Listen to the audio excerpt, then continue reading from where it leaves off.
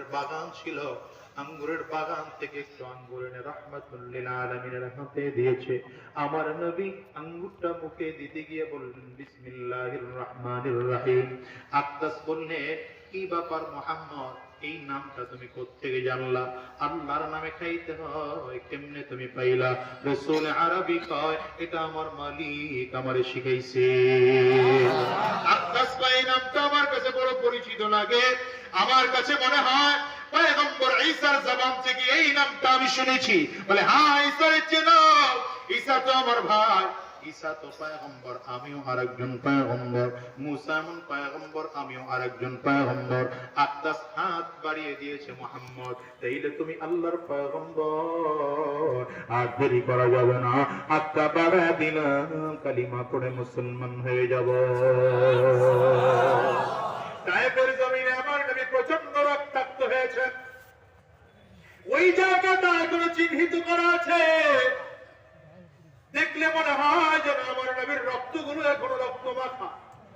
এ মুসলমান, রাহমাতুল লিল আলামিন তারপর তায়েফবাসীকে বদদোয়া করে নয়, জিবরিল আমিন এসে আমার নবীর কানের কাছে মুখ লাগিয়ে দিয়ে ডাক দিলেন, পয়গম্বর যদি আপনি বলেন তাইলে তায়েফবাসীকে দুই পাহাড়ের চাপ দিয়ে ধ্বংস করে দেব, শেষ করে দেব। আমার নবী চোখের পানিগুলো ছেড়ে ছেড়ে কান্না করেন আর বলেন, জিবরাইল সাবধান, যদি এদেরকে মারো আমি নবী কার কাছে দাওয়াত নিয়ে আসবো? বলো কার কাছে দাওয়াত নিয়ে আসবো?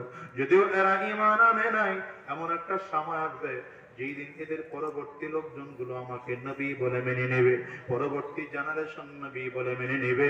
এর মুসলমান, রাহমাতুল লিল আলামিন উহুদের ময়দানে দান্দান মুবারক শহীদ করেছেন। আমার নবী এত কষ্ট করেছেন কেন? রব্বে কারীমের সাথে সাক্ষাৎ করবেন এই জন্যই তো করেছেন। আমার আল্লাহকে আমার নবী এত বেশি ভালোবাসতেন, রাসূল আরবি বডিগার্ড নিয়ে চলতেন দিনের প্রথম পর্যায়ে। আমার আল্লাহ তাআলা ওহী নাযিল করলেন, পয়গম্বর আপনার বডিগার্ড লাগবে না, আপনার বডি হেফাজতের জন্য আমি আল্লাহ দায়িত্ব নিয়ে নিলাম। রাহমাতুল লিল আলামিন কয় না, আমার আল্লাহ আমার বডি হেফাজত করবে, কারো দায়িত্ব নেওয়া লাগবে না। এজন্যই তো নবীজির বডিগার্ড গোলাম হিসেবে আম্মা জান খাদিজা রাদিয়াল্লাহু আনহা যায়েদ ইবনে হারিসাকে নিয়ে আমার নবীর সামনে দিয়েছে। রাহমাতুল লিল আলামিন আমার কোনো বডিগার্ড লাগবে না, যায়েদ তোমারে আজাদ করে দিলাম। যায়েদ কান্না শুরু করে দিয়েছে, পয়গম্বর আপনি আমারে আজাদ করে দিলেন কেন? রাসূল আরবি আমার সাথে আমার কোনো গোলাম লাগবে না। যায়েদ ইবনে হারিসা কান্না করে, মক্কা আমার বাবা নাই, আমার মা নাই, আত্মীয় স্বজন কেউ নাই, আমি কার কাছে যাব? রাহমাতুল লিল আলামিন যায়েদ ইবনে হারিসার কান্না থেকে হাত বাড়িয়ে দিয়েছে, রে যায়েদ আমারও তো সন্তান নাই, আল্লাহ তাআলা চারজন সন্তান দিয়েছেন, চারজন সন্তানকে আমার জীবদ্দশায় জমিন থেকে নিয়ে নিয়েছে, আমার বুকটা বড় খালি, তুমি আমার গোলাম নয়, যদি চাও আমি মুহাম্মদুর রাসূলুল্লাহ সন্তান হয়ে মক্কায় থাকতে পারো। আজকে যায়েদ একটা দৌড় দিয়ে আমার নবীর বুকের সাথে মাথা ঠেকায় দিছে। পয়গম্বর আপনার মতো যদি দামি বাবা পাওয়া যায় তাইলে দুনিয়ার কোনো কিছু লাগবে না। আমার বাবা কই কোনোদিন খুঁজতে যাব না, মা কই কোনোদিন খুঁজতেও যাব না, কারণ আপনার মতো বাবা পাইছি। আল্লাহু আকবার। নবীর মতো বাবা পাইলে দুনিয়ার কাউরে লাগে না কি? আবার আমার নবীর সাথে থাকতে আরম্ভ করেছে। রাহমাতুল লিল আলামিন হিজরত করে মদিনায় যাওয়ার পরে যায়েদ ইবনে হারিসাও হিজরত করে মদিনায় চলে গেল।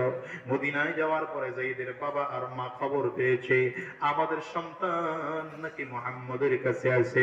যায়েদের বাবা মা দুইজন গিয়া আমার নবীর কাছে গিয়ে ডাক দেয়, পয়গম্বর আমাদের সন্তানটাকে আমাদের কাছে ফেরত দিয়ে দাও। রাসূল আরবের চোখ দিয়ে পানিগুলো পড়ে। আমার নবী যায়েদের দিকে তাকায় বলে, শোনো যায়েদের বাবা আর মা, যদি চাও তোমরা নিয়ে যাও, নিষেধ করব না, নিষেধ করব না, কিন্তু আমার যায়েদকে জিজ্ঞাসা করো, যদি যায়েদ যাইতে চায় নিয়ে যাইবা, কোনো বাধা দেব না, কিন্তু যায়েদ যদি যাইতে না চায় আমার বুকটারে খালি করে যায়েদরে আমার কাছ থেকে নিও না। বাবার মা দুইজন চলে গিয়েছে যায়েদ ইবনে হারিসার কাছে।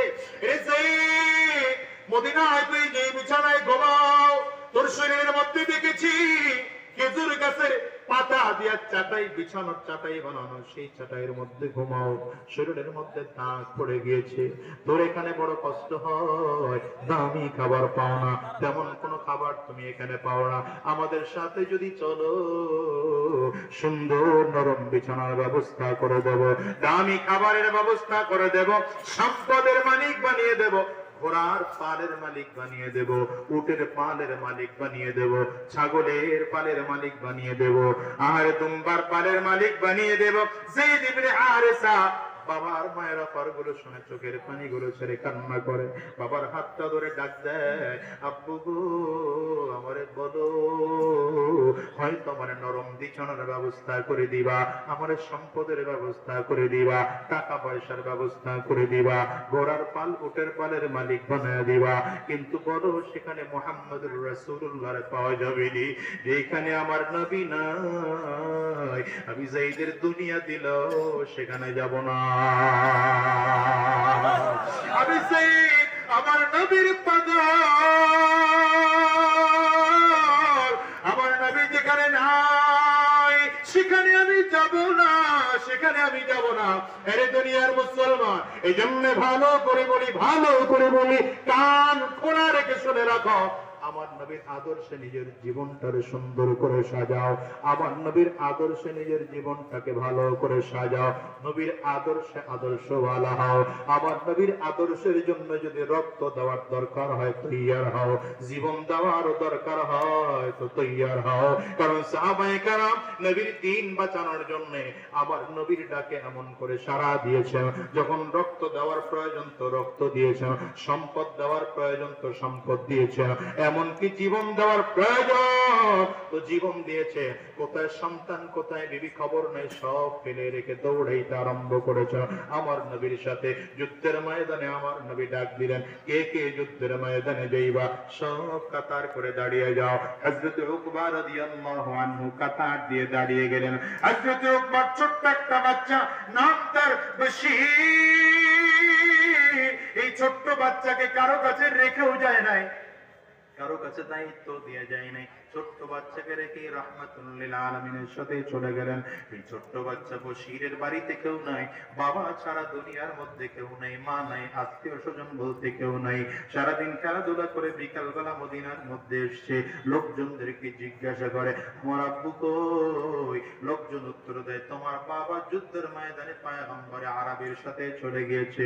বশীর কান্না করে আর মদিনার গলির মধ্যে খুঁজে, আমার আব্বু আমাকে কেমনে একা রেখে চলে গেল, আমার ঘরে মা নাই, কার সাথে আমি একটু ঘুমাবো, কে আমারে খাওয়ায় দিবে, কে আমাকে পড়ায় দিবে, মামা চাচা আত্মীয় স্বজন খানা বলতে দুনিয়ায় কেউ নাই, কিন্তু দৌড়া বাচ্চাটা মসজিদে নববীর মধ্যে চলে আসছে, মসজিদে নববীর বারান্দায় পড়ে পড়ে ঘুমায়, মানুষ খানা দিলে খায়, না দিলে না খায়, মাঝে মাঝে মদিনার গলির মধ্যে তাকায় থাকে, কোন দিক থেকে মদিনায় আসার পর ওই দিক থেকে কবে আমার নবী সাহাবায়ে কেরামদেরকে নিয়ে আসবে, আমার বাবা কবে ফিরে আসবে।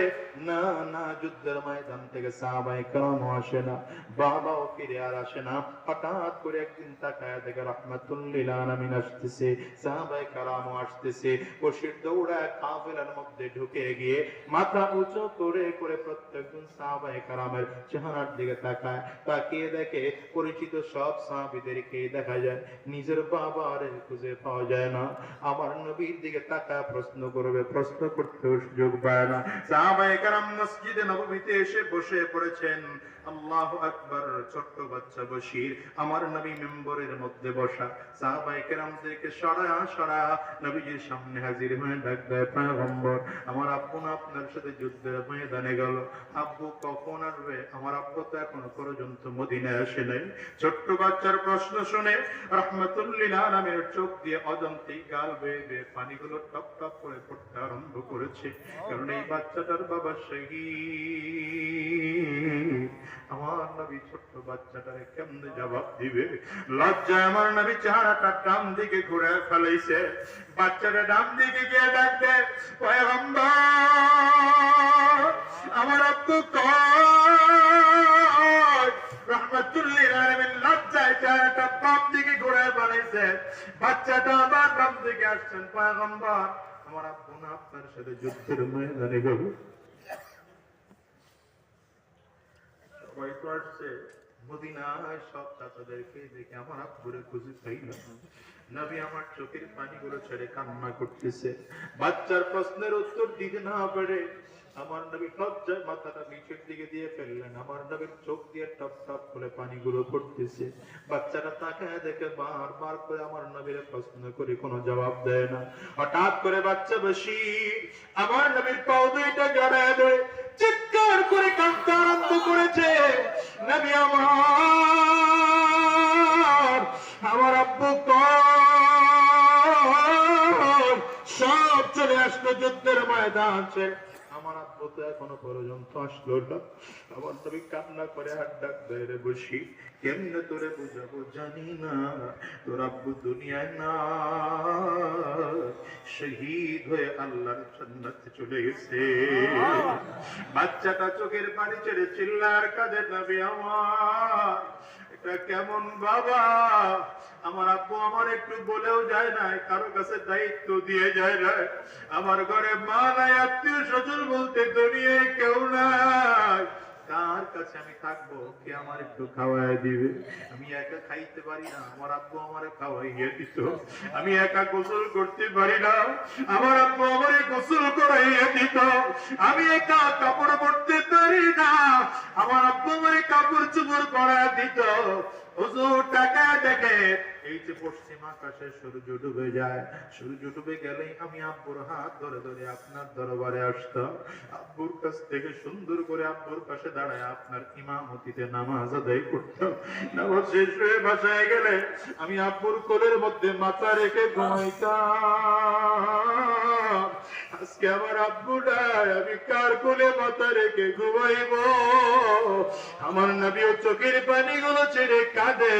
এই বাচ্চাটা বশির চোখের পানিগুলো ছেড়ে কান্না করে, কারণ আমার নবীরও তো মা নাই, আমার নবীও তেমন ছোটবেলায় মা হারিয়েছে।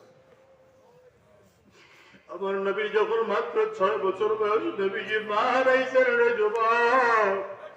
জন্মের আগে বাবা হারাইছে, 8 বছর বয়সে নবীজি দাদা হারাইছে। দাদার লাশের পাশে বসে ঘুরে আর চাচাদের আস্তে করে জামাগুলো ধরে ধরে টানে। বড় চাচার দিকে তাকায় বলে, চাচা গো, আজকে আমার বাবা নাই, মা নাই, আজকে আমার দাদু নাই, আমি কার কাছে থাকবো? চাচা আবু তালেব রাহমাতুল লিল আলামিনকে কোলের মধ্যে নিয়ে চুমা দেয় আর বলে, মুহাম্মদ, মক্কায় তোমার কেউ কোনো ক্ষতি করতে পারবে না, আমি আবু তালেব ওয়াদা দিলাম। এ দুনিয়ার যুবক, একজন ছোট্ট মানুষ অল্প বয়সে বাচ্চা হারাইলে, মা হারাইলে কতটা কষ্ট লাগে, আরে দেখলে না দেখলে বোঝা যায় না। আমার ঘরেও মা নাই, আমি বুঝি আজকের এই ভরা বস্তির মধ্যে কার কার মা নাই, হিসাব করে দেখো। ওই মানুষগুলোর কষ্ট আর দুঃখ দুনিয়া অন্য কোনো মানুষ বুঝে না। এই গতকালকে সোশ্যাল মিডিয়ার মাধ্যমে দেখলাম বাংলাদেশের একজন কোন এলাকার জানি না, ট্রাকে অ্যাক্সিডেন্ট করে বাবা মারা গিয়েছে। ছোট্ট বাচ্চা মেয়েটা দৌড়ায় বাবার সামনে এসে বাবারে বারবার করে ডাকে, আপু তুমি কেন ঘুমাও? আমি না তোমার মেয়ে, তোমারে ডাকি।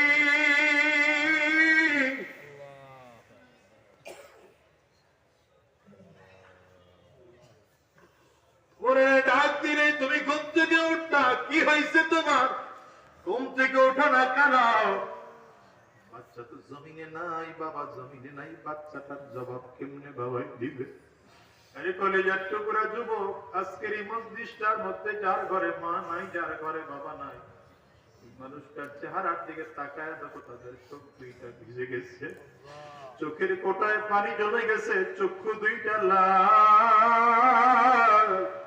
যুবক ভাই, হয়তো তুমি বাবার কথা বুঝো না, মায়ের কথা বুঝো না, ঘরে তোমার মা আছে, সুন্দরী আর রমণী রূপসী স্ত্রীকে নিয়ে ঢাকা শহরে থাকো, গাজীপুর শহরের মধ্যে দামি ফ্ল্যাট ভাড়া করে থাকো, ওদিকে মা গ্রামে কোরের ঘরে ঘুমায়, বাচ্চাটার কত মা ভুলতে পারে না। আজকের এই মসজিদটার মধ্যে কার কার মা নাই বাজান, একটু হাতটা উঁচা করে দেখান, আমার মালিককে দেখা। কার কার মা না, হাতটা উঁচা করে দেখা। কার কার বাবা নাই, আপনারাও হাত উঁচা করে দেখান। হাতগুলো একটু তুলে রাখেন, হাতগুলো নামাইবেন না, হাতগুলো তুলে রাখবেন। আমার যুবকরা তাকায় তাকায় দেখবে এই মা হারা মানুষগুলো কেমনে কান্দে, বাবা হারা মানুষগুলো চোখের পানিগুলো ফালায় ফালায় কেমনে কান্দে। যুবক একটু তাকায় দেখ, এই মানুষগুলো চোখের পানি ছেড়ে হাত তুলে কান্না করে।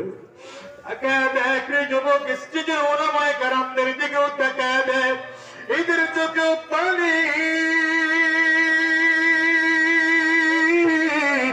এদের কারো ঘরে মা নাই, কারো ঘরে বাবা নাই, কারো ঘরে মা বাবা দুজনের কেউ নাই রে যুবক।